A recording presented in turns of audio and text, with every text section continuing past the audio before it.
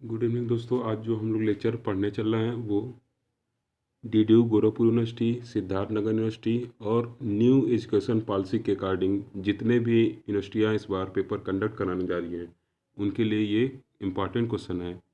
जो आपके फिजिक्स के फर्स्ट पेपर के फर्स्ट पार्ट जो है मैथमेटिकल फिजिक्स, उसके तीसरे चैप्टर का एमसीक्यू कराने जा रहा हूँ, जिसमें पहला एमसीक्यू जो है पूछ रहा है the zero vector in the space R to the power 4 each. Option क्या दिया है? Zero zero, zero zero zero, 4 बार जीरो दिया है और फिर क्या लिखा है? नाना दीज। तो आर टू द पावर 4 है, इसका मतलब यहाँ पे क्या होगा? 4 कोऑर्डिनेट होंगे तो क्या हो जाएगा? Zero zero zero. इसका मतलब ऑप्शन नंबर सी क्या होगा? सही ऑप्शन होगा इस दिए गए क्वेश्चन का। सिमिलरली एक दूसरा क्वेश्चन पूछा हुआ है कि the vector space V3R is of dimension. तो ये भी क्या होगा?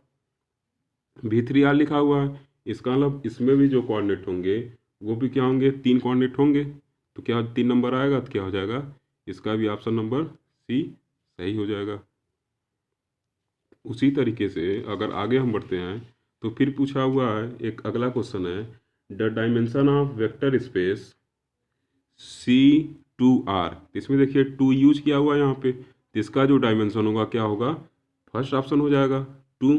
2 यूज किया, जब यहाँ 3 यूज किया था तीसरा आया था, 4 यूज किया गया था तो 4 कोऑर्डिनेट पॉइंट आए थे, 3 यूज किया 3 लिखे। अब यहाँ पे C2R लिखा है तो इसमें पहला वाला ऑप्शन क्या होगा? ये ऑप्शन नंबर ए क्या होगा? ट्रू होगा।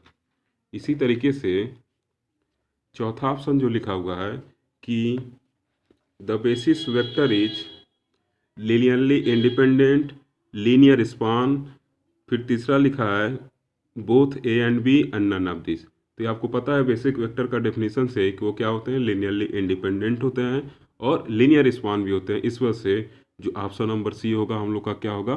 करेक्ट होगा। अब इसमें आगे बढ़ते हैं। जो अगला क्वेश्चन पूछा हुआ है कि the polar coordinate of the point -1 H.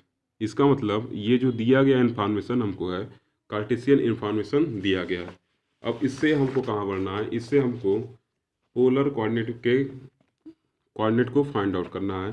तो हम लोग जानते हैं एक फार्मूला, इसके लिए थोड़ा सा हिंट मैं दूंगा यहाँ पे।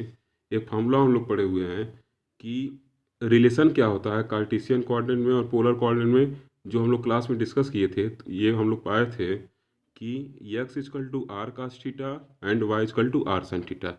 जब हमको आर और थीटा दिया रहा है तो वहाँ से एक्स वाई निकाल सकते हैं। सिमिलरली जब हम लोग इन्वर्स ट्रांसफॉर्मेशन किए थे तो वहाँ से हम लोग को क्या मिला था? R is equal to under root X square Y square and theta equal to Y by X. अब जो वैल्यू दिया गया है, एक्स का वैल्यू क्या दिया गया है? -1 और वाई का -1, उसको पुट किए तो आर इज इक्वल टू क्या हो गया? √2 हो गया। सिमिलरली यहाँ भी पुट करेंगे एंगल निकालने के लिए, तो यहाँ क्या हो जाएगा? जब यहाँ वैल्यू पुट करेंगे तो जो ये वैल्यू आएगा -1 अपान -1, tan इनवर्स 1 आ गया। अब इसको क्या लिख सकते हैं? tan इनवर्स, और ये π/4 का वैल्यू है तो π/4 आ गया। ठीक। लेकिन जब हम ऑप्शन चेक करने जाते हैं तो वहाँ देखते हैं कि जो ऑप्शन में वैल्यू दिया गया है, ऑप्शन में क्या दिया गया? क्वेश्चन नंबर 5 में √2 5π/4 -√2 5π/4, फिर √2 दिया गया है और फिर क्या दिया गया है? π/2 एंड नन ऑफ दिस। तो अगर यहाँ पे हम tan का वैल्यू 45 अगर कंसीडर कर रहे हैं तो इसमें हमको क्या मिल रहा है कि 45 कंसीडर करने पे ऑप्शन मैच नहीं कर रहा है। तो हम जनरल फार्मूला लगा सकते हैं tan पाई प्लस थीटा वाला। तो ये क्या दे देगा? tan पाई प्लस थीटा वाला अगर फार्मूला लगाएंगे तो पाई और थीटा का वैल्यू क्या आ रहा है? π/4। तो क्या हो जाएगा? थीटा प्लस π/4, वहाँ से क्या मिलेगा? पाई प्लस π/4 और थीटा क्या हो जाएगा? 5π/4। इसका मतलब जो ऑप्शन अगर हम मैच कराएं तो पहला वाला ऑप्शन क्या है? √2 और यहाँ क्या है? 5π/4। तो इसका मतलब ये ऑप्शन सही होगा क्योंकि यहाँ तो माइनस साइन दिया हुआ है और ये एंगल आ ही नहीं रहा है। तो इसका मतलब इस क्वेश्चन में क्वेश्चन नंबर 5 का ए वाला ऑप्शन क्या होगा? सही होगा। उसी तरीके से एक और क्वेश्चन दिया गया है जिसमें क्या पूछा है कि द पोलर कोऑर्डिनेट ऑफ, छठवां क्वेश्चन जो है, ऑफ -1 1। देखिए क्वेश्चन लगभग दोनों सेम है, बट यहाँ पे क्या किया गया है, जो कोऑर्डिनेट है इसका y वालों को पॉजिटिव ले दिया गया है और x वाला नेगेटिव अभी भी है। इसी तरीके से इस क्वेश्चन को भी हम सॉल्व कर सकते हैं।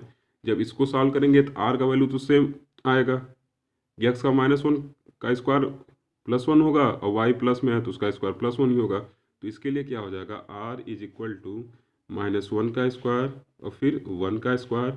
यहाँ से क्या मिलेगा, आर इज इक्वल टू √2 और थीटा का वैल्यू जैसे पुट करेंगे तो वाई का वैल्यू क्या दिया है, प्लस दिया है और एक्स का वैल्यू नेगेटिव दिया है। तो ये क्या हो जाएगा, यहाँ से 1 -1 और यहाँ tan इनवर्स -1 और यहाँ क्या लिख सकते हैं, -1 किसका वैल्यू होता है, tan पाई माइनस थीटा का, माइनस थीटा होता है तो यहाँ हम लिख लिए tan पाई माइनस थीटा।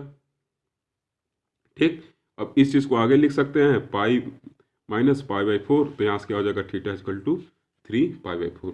या इसको आप यहाँ से इस तरह भी लिख सकते हैं, ये किसका वैल्यू हो जाएगा, tan इनवर्स -tan π/4, इस तरह लिख सकते हैं। और -tan थीटा का आप जानते हैं तो यहाँ से क्या लिख सकते हैं, tan इनवर्स यहाँ क्या हो जाएगा,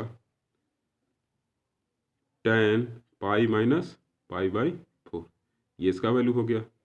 ठीक, अब यहाँ से इसको सॉल्व करेंगे तो क्या मिल जाएगा, tan से tan ये कैंसिल हो जाएगा, पाई माइनस π/4 बचेगा। इसको सॉल्व करेंगे तो एलसीएम लेके 3 π/4 ये वैल्यू बचेगा। ठीक, तो अगर इस ऑप्शन को मैच कराएं, यहाँ से हम लोग को क्या मिला, आर का वैल्यू √2 मिला और थीटा का वैल्यू कितना मिल रहा है, 3 π/4।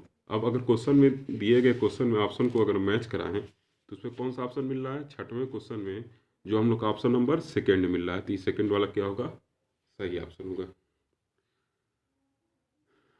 उसी क्रम में अगर हम फिर आगे बढ़े क्वेश्चन करने के क्रम में, तो सातवां क्वेश्चन जो दिया गया है हम लोग को, सातवां क्वेश्चन क्या लिखा हुआ है, the conversion of 2 π/4 into Cartesian coordinate is.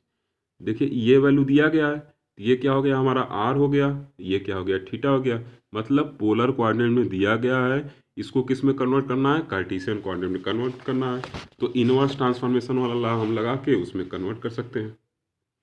ठीक, तो यहाँ से क्या हो जाएगा, उस वैल्यू को हम कन्वर्ट करेंगे तो इसमें जो दिया गया वैल्यू है, ठीक, क्वेश्चन जो दिया गया है आपका, क्वेश्चन क्या दिया गया है, पूछ रहा है कि कन्वर्जन ऑफ 2 π/4, फिर 2 आर की जगह 2 ले लेंगे और थीटा की जगह π/4, तो एक्स और वाई का वैल्यू निकल जाएगा। तो ये रिलेशन हम लोग को पता ही है, X equal to R cos theta, Y equal to R sine theta.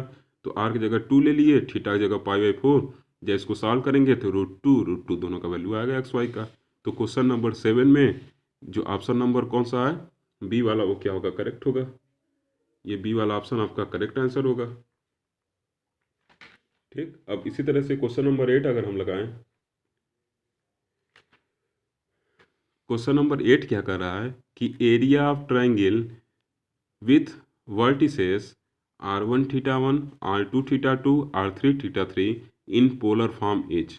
कोई ट्राइंगल हम कंसिडर करेंगे इसके लिए और उसका क्या निकालेंगे, फिर एरिया निकालेंगे। तो क्या पाएंगे, जैसे हम कंसिडर करते हैं,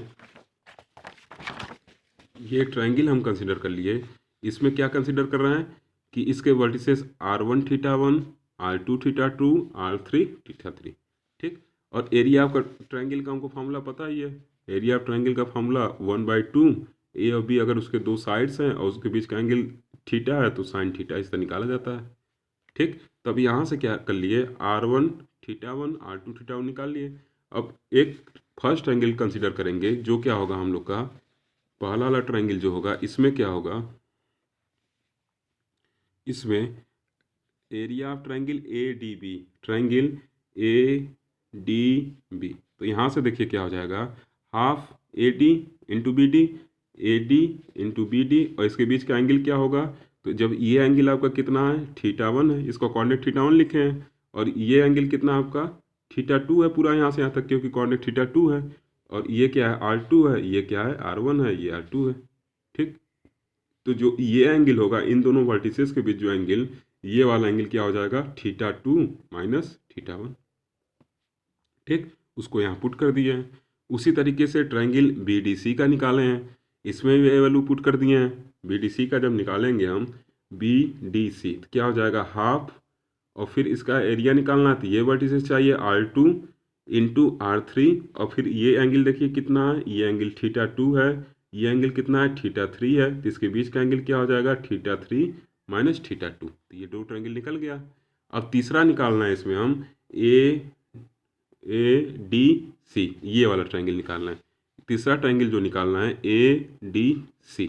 जब इसको निकालेंगे तो यहाँ क्या होगा, देखिए ये एंगल θ1 है और ये एंगल क्या है, θ3 है।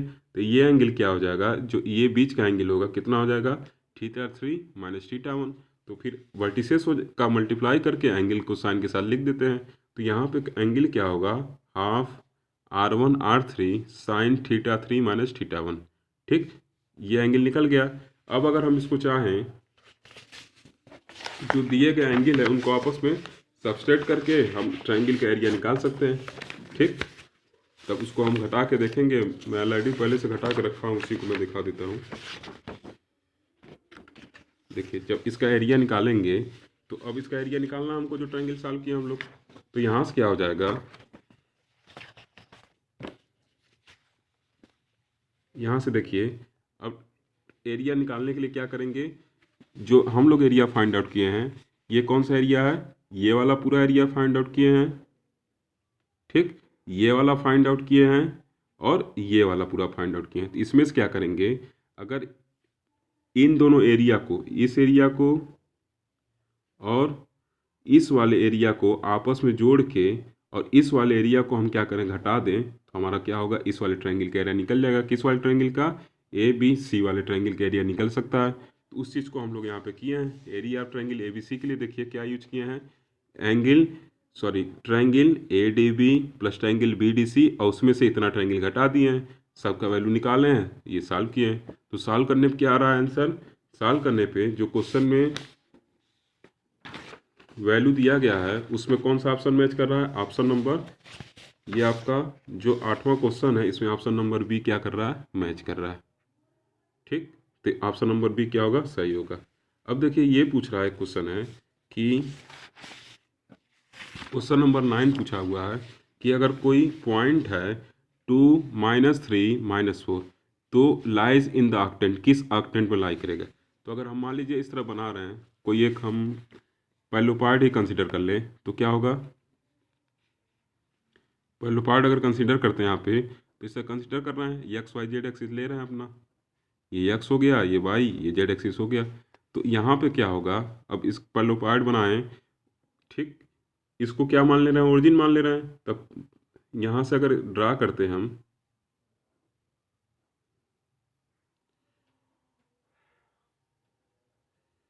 ठीक, तो पूछ रहा है ओ, ये हो गया आपका, फिर ये आपका एक्स हो गया, ये वाई हो गया, और ये आपका क्या हो गया, जेड हो गया। अब देखिए इसमें पूछा क्या है क्वेश्चन में कि 2 -3 -4, मतलब 2 तो दिया है पॉजिटिव, तो इसका मतलब पॉजिटिव एक्स एक्सिस पे, तो इसका मतलब एक्स हो गया, ओ एक्स हो गया। ठीक, पॉजिटिव एक्सिस जा रहे हैं, कितना होगा, ओ एक्स हो जाएगा। फिर उसके बाद क्या होगा, ओ एक्स हो गया, अब फिर निगेटिव में जाना है हमको, -3 जाना है, तो ओ एक्स से कहाँ जाएंगे, फिर वाई डैश हो जाएंगे। अगर इसका निगेटिव कंपोनेंट वाई डैश ले रहे हैं हम, इसका निगेटिव वाला इधर का अगर हम वाई डैश ले रहे हैं, तो क्या होगा, फिर एक्स से कहाँ जाएंगे, वाई डैश में जाएंगे, मतलब ओ से एक्स पॉजिटिव आए, कितना आए, 2 यूनिट चले। अब फिर इधर 3 यूनिट चल रहे हैं वाई डैश में, तो ओ एक्स वाई डैश हो गया। अब फिर ऊपर चलेंगे तो कितना हो जाएगा, नीचे चलेंगे, सॉरी, क्योंकि -4 दिया है, तब यहाँ से क्या चलेंगे, नीचे चलेंगे। किस में होगा, जेड डैश उसको मान सकते हैं, जो निगेटिव जेड डायरेक्शन में होगा। तो इसका मतलब क्या हो गया, हमारा coordinate axis O X Y dash Z dash, ये हमारा क्या हो गया, कोऑर्डिनेट एक्सिस हो गया। होप कि आप लोग को क्लियर हो रहा होगा जो मैं बता रहा हूँ। अब यहाँ से इसका मतलब कौन सा ऑप्शन सही होगा, option number A, O X Y dash Z dash, ये वाला ऑप्शन क्या होगा, सही होगा।